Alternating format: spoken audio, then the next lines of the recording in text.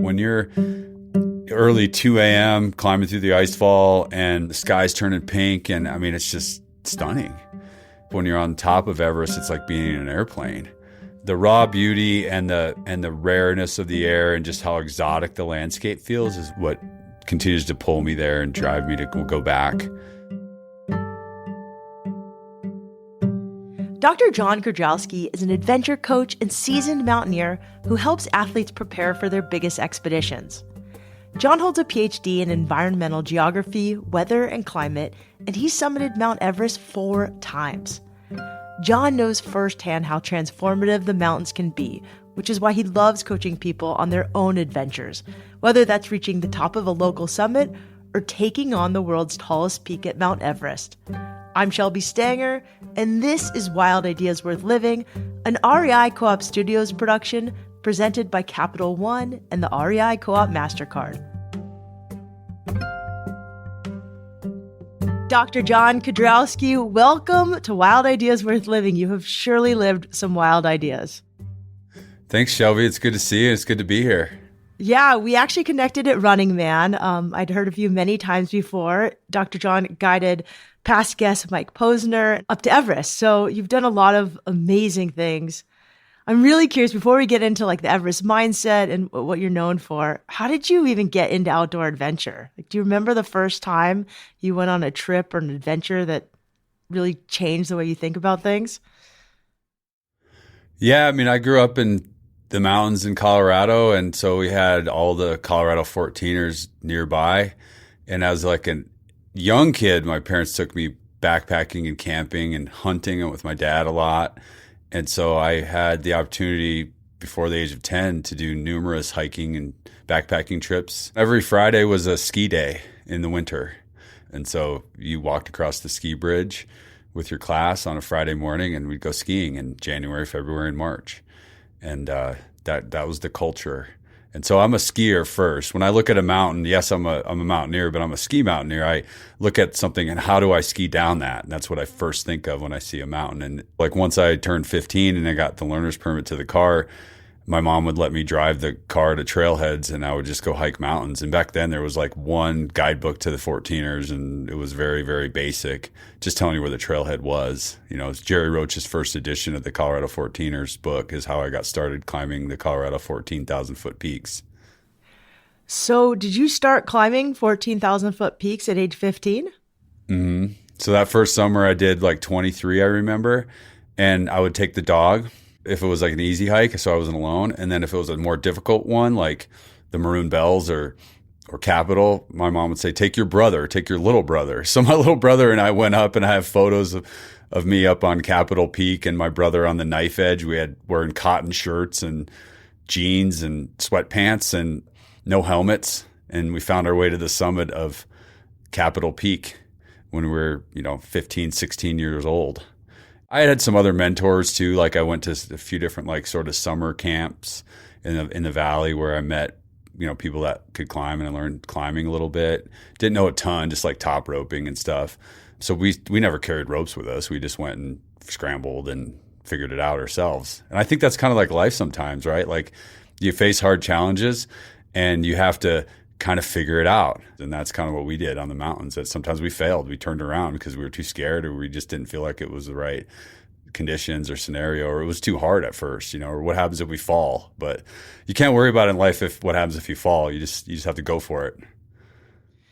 I mean, you're young when you did this. Like, what was the biggest lesson you learned from, sleeping on these summits at such a young age? To expect the unexpected.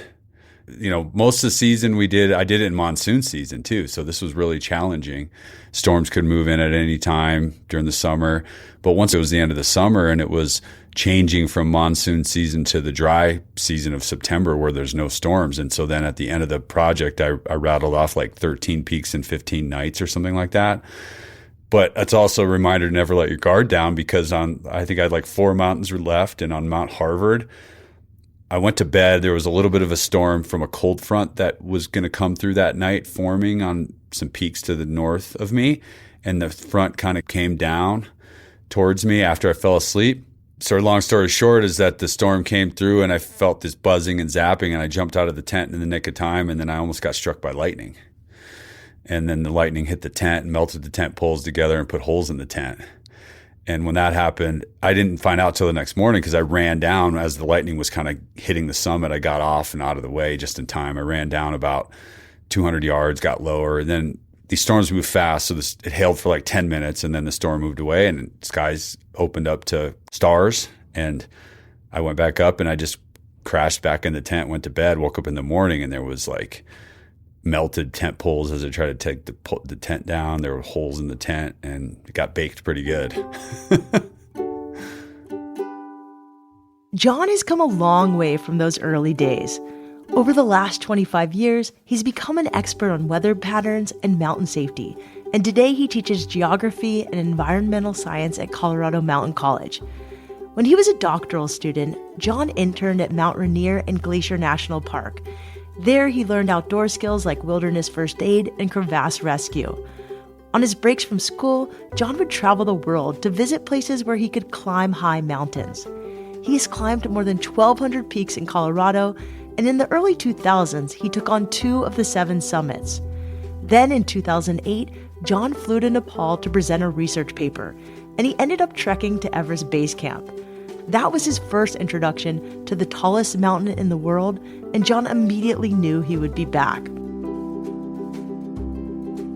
Talk to me then about, your first time to Everest. What was it like? And then why did you decide to keep coming back and kind of make this a big part of your career?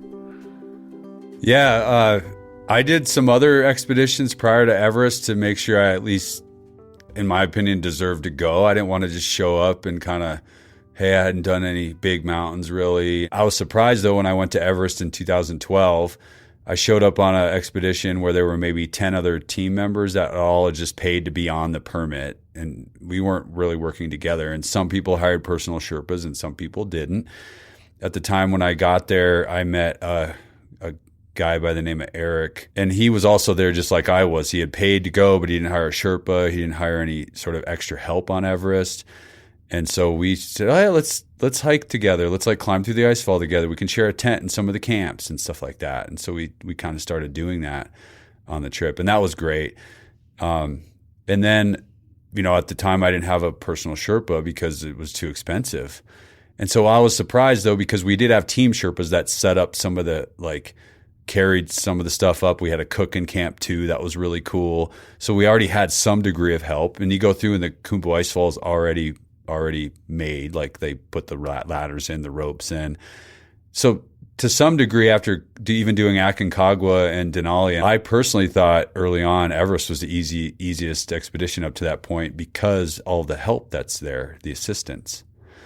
And that's one surprise for me. And then the other surprise for me was that it's such a packed mountain. But that you have to expect that on the highest mountain in the world.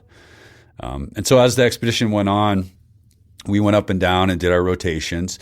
I think I did 5 round trips through the icefall because I had to do multiple carries because I didn't have extra Sherpa to help carry some food and gear.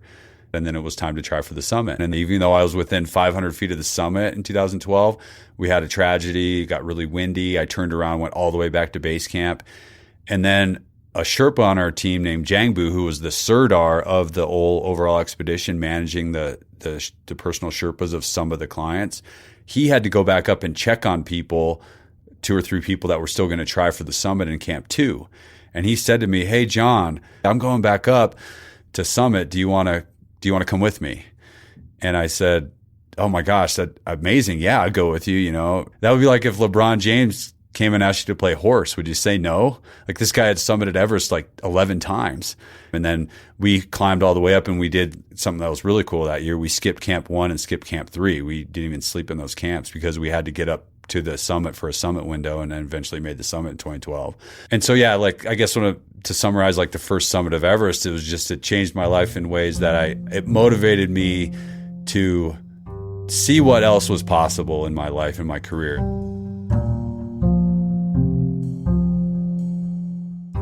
When he got home from the 2012 expedition, Jon participated in a documentary about Everest called Into the Death Zone and came out with a book called Sleeping on the Summits. Through the book and documentary, Jon made connections that opened up opportunities for speaking, writing, and more climbing. In 2015, he returned to Everest on a sponsored expedition. What started as a routine climb became a life-changing event. A deadly earthquake struck the mountain while he was at base camp. We were hanging out in base camp, getting ready to walk into the dining tent, and the whole entire glacier just started shaking. And it was just like boom, boom. And after about 20 seconds of it, we were like, wow, this is an earthquake. Like, what in the world? The sound of the grinding of the glacier and the rocks and just how loud it was. It shook for 2 minutes, and then it stopped. The 3-mile-long ridge line that was above Pomori, which is across from Everest, this ridge line was 3 miles long with like big ice chunks and seracs, and ice chunks the size of football stadiums collapsed. And it accelerated down for almost 5,000 feet down the valley and hit the glacier next to the base camp. And the air blast from the ice blocks the energy had to go somewhere. So the energy went across the base camp like a bomb. And it blasted the camp and blew things apart like a bomb, like a tornado or a hurricane, and tossed people, rocks, tents, all kinds of stuff just got tossed for hundreds of yards from the air blast, and that's what killed people. And where were you? We were in base camp, but we were above it, like at the high end of base camp. So where it went across was maybe 100 yards down from us, 200 yards down from us. So we witnessed it all, but we got like just barely powder dusted by part of the air blast, but not hit very hard because we're out of the direct path. And then we kind of saw things flying and we're like, this is weird. Let's go down and see what happened. We walked down in there and there's people were dead. People were injured. A man was impaled by a tent pole. Like, it was just crazy. And so it was really shocking to watch it, but it was like, well, okay, now how can we help? We're okay. Let's see what the full extent of this is. And so 20 people died 100 yards from me in the base camp. And we were carrying dead bodies and we were carrying alive bodies to places where they could be cared for. And then I stayed for a few weeks because we really couldn't travel anywhere. The whole country was decimated by that earthquake. 10,000 people died in Kathmandu and other parts of the towns. And then I also collected some earthquake data for the U.S. Geological Survey before I finally went home. But the season was over. We didn't get to climb. And when I came home, I hugged my parents, my family, and just I live life different every day after that day. Like, I don't really have bad days anymore, to be honest. If I do have one, I kind of put it back in check and say, like, wait a minute, that could have been me wiped out. So, like, I've got so much to live for. So why would I have a bad day? It's changed my mindset forever.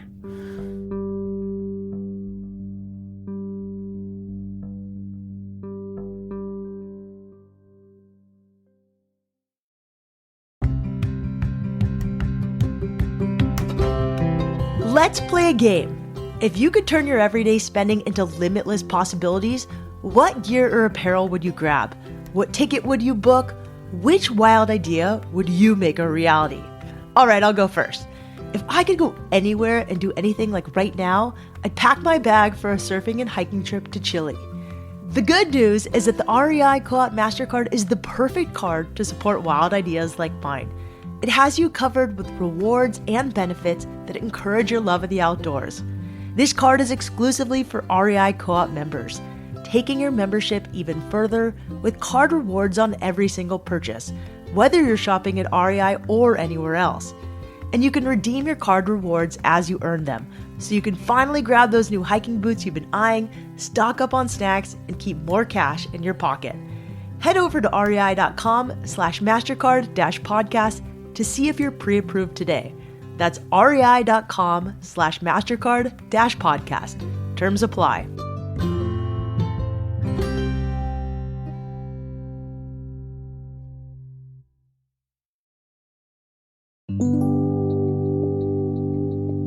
A few years after finishing his doctoral degree, Dr. Jon Kedrowski started guiding other people on their own outdoor adventures.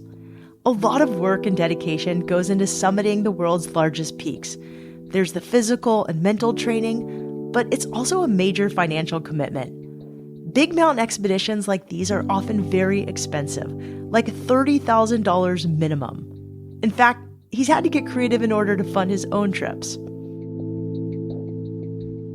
finances are one of the biggest things that keep people from doing wild ideas. How did you make it work financially? I kind of went into some debt because I just was traveling a lot, but I didn't really have the means. I was just putting stuff on my credit card, and it just was like sort of a few years in there where I didn't really know what the heck I was doing. And in 2014, like I did a Kilimanjaro trip that was a train wreck because I didn't manage it right. I lost money on it. And then I had some sponsors sponsor me for the Everest Lhotse trip in 2015. But when the earthquake happened, I didn't really we didn't get to climb. And so I didn't really have anything from that except that experience, which still was kind of people wanted to know about it. But I was just putting stuff on my credit card, and it just was like sort of a few years in there where I didn't really know what the heck I was doing, and I didn't make a lot of money. So all these sort of things were snowballing, and I just was like, all of a sudden I was like $100,000 in debt. And so then, right after the earthquake, 2015 into 2016, I saw that Uber was really starting to become popular, and it had just come into the mountains. And in a mountain town like Vail, there was no drivers really. And the cost of living's high, and there just wasn't a ton of people driving. And I've always been a college professor. So even on days where I was teaching a class on like a Tuesday or Thursday night, I would like teach from 3 to 6. I'd get out and I'd bring my papers with me and grade while I was sitting, and then I'd go drive an Uber, sit again, grade. And I found that like an hour and a half of grading and like through 3 hours of driving, all of a sudden I'd go home by like 9 or 10 and go to bed. I'd make $200-300. And if you make $200 or $300 a night on, let's just say 3 days a week, let's say I was adding an extra $1,000 a week into my pocket, I was making $4,000 a month on Uber. And I was barely driving 2-3 days a week at that time. I made 30 to 50 grand extra a year on the side as like a side hustle. People were getting in my car, and I'd hand them and this was after my first 2 books came out. So like I handed out business cards, and the business cards had a photo of me on the summit of Everest, and then my website, and then the names of my books. And so they'd get curious. And my website has like a keynote speaker page. It has like all the things I do. So then a CEO one time from Charles Schwab got in my car, and he looked at my website, and he called me up and said, I'm going to hire you for your keynote speech for 20 grand. So like, you never know who you're going to be around, and you're never too good for any job, in my opinion. And it goes back to controlling the things that you can and can't control. Yep. I couldn't control the fact that I wasn't getting clients. I didn't know how to run a business.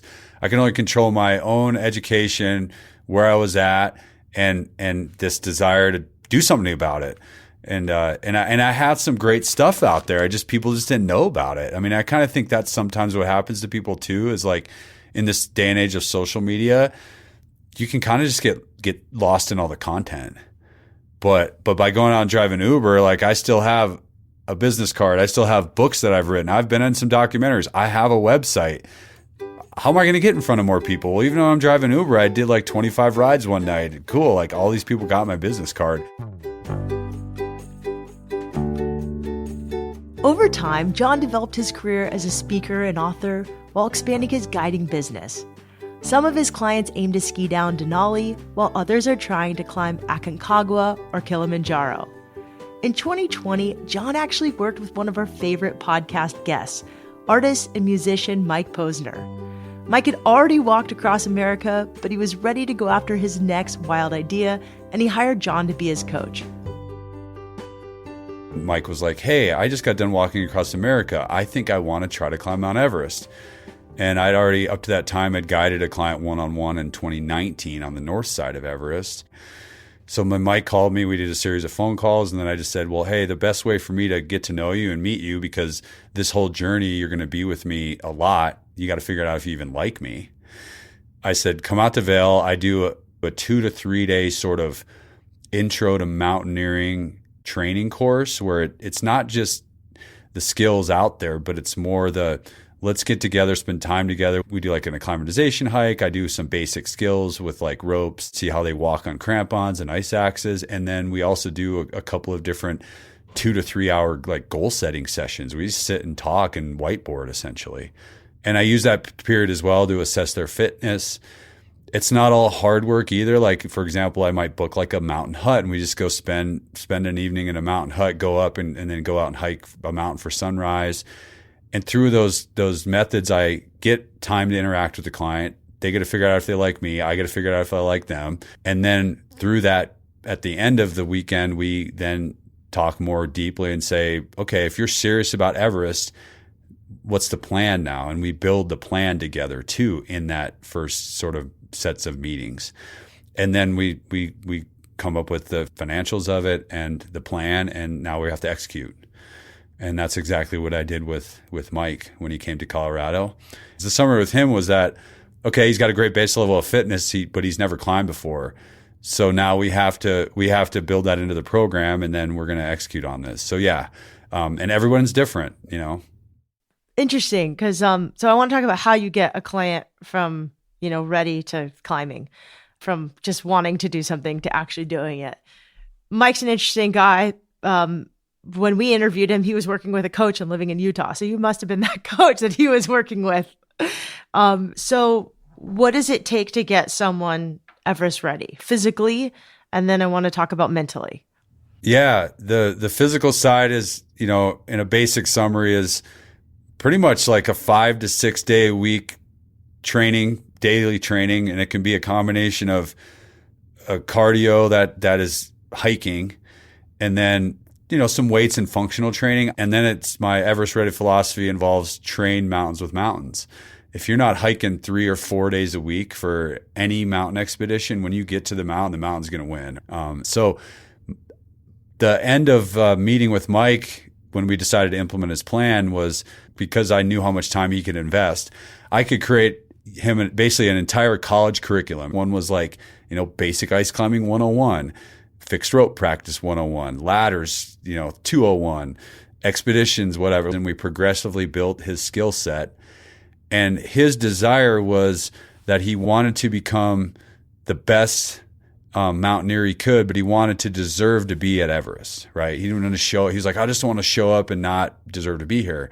And I said, well, I think the best way to do that is that we want to turn you into complete alpinist. So we're going to teach you all the different skills. We're going to teach you rock. We're going to teach you ice, trad climbing, ski mountaineering, steep snow and ice, mixed climbing and rock. Like, he needed to learn winter camping too.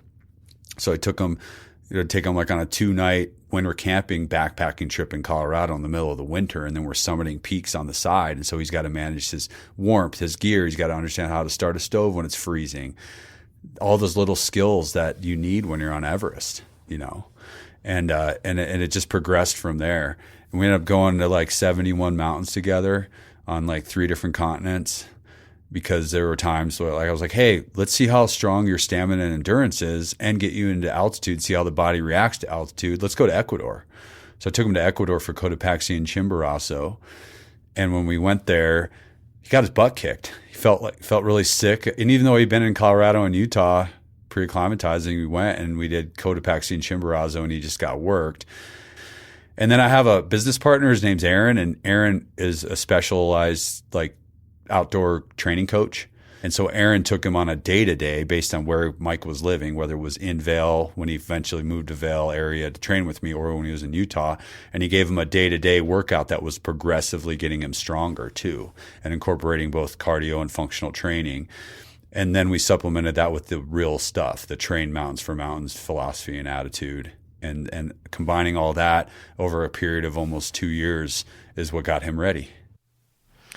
So what happens if you don't live near the mountains? I saw this little story on your Instagram where you have a guy, you've set up a ladder for him just in his driveway, and it's over a snowbank, and he has to climb in his snow ice boots for Everest over these ladders, up and down, up and down, up and down. And it's scary even on your driveway. So I imagine if you're doing that over a crevasse, it's terrifying. So you have to do it 1,000,000 times in your driveway first. Yeah, the Everest Ready mindset includes like repetition and drilling something over and over again. And my work with Mike and some of my other clients over the years has been that I teach them how to build these rope systems exactly like they are in the Khumbu, with like the fixed ropes and the pickets and all the security that, you know, they secure the ladders into place, like right in the ice fall or the crevasses, and just teach them not to fear those systems, to understand how they're even built, and then drill them over and over again in a controlled environment. And And that mindset has been great because, especially with Mike, we built this ladders course at my brother's house in Eaglevale on this hilly terrain with like snowbanks and different things. And the most incredible thing about watching that evolution was that Mike learned how to really love it. It was his favorite thing in the whole expedition.